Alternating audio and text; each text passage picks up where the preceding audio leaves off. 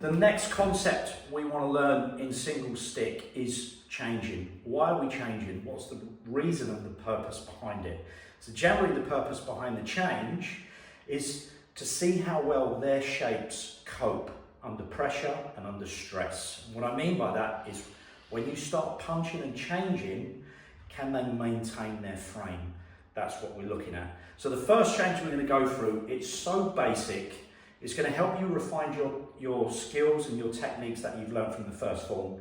It's going to see how well you can, I'm going to use the word block and cover the body. So let's go on this side. So we're here, I'm in the Bong Sau position. So the first change we want to learn, so I'm going to drop here, then I'm going to strike forward, he's going to punch, and I'm going to form the bong. So the first change is I drop to Tong, and then I pull out and punch. And then Andy's response, or my partner's response, is to lift with the Bong Sau to cover themselves. So when we're looking at intention, from here, I drop, and then I punch. And you're lifting, would you agree? You're lifting and covering. Yeah. You're using this shape from the first form, and you're starting to apply this concept of a bong can go to Tong, and a Tong can go to bong. Two very important skills which I think you really need to understand and develop in order to practice Wing Chun. So the question is, why am I changing? One reason would be I need to be in a stronger position. When I'm underneath, this is too much to bear on my shoulder. It's not a healthy position, so that would be one. The second reason why I'm doing the change is because when I pull my tarn out and punch over the top, I want to break your bong. I want to destroy your bong. I'm not doing a change.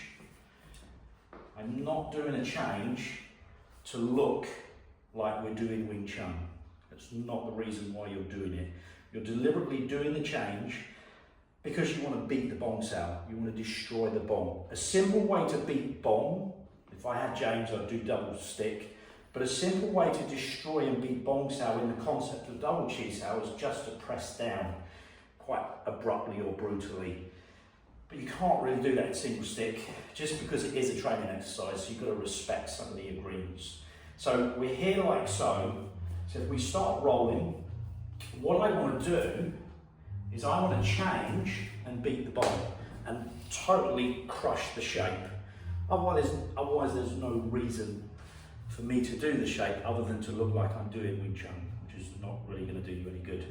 So when you approach your single Chi Sau, it's important to understand who's moving when and what's your reason or intention behind doing it.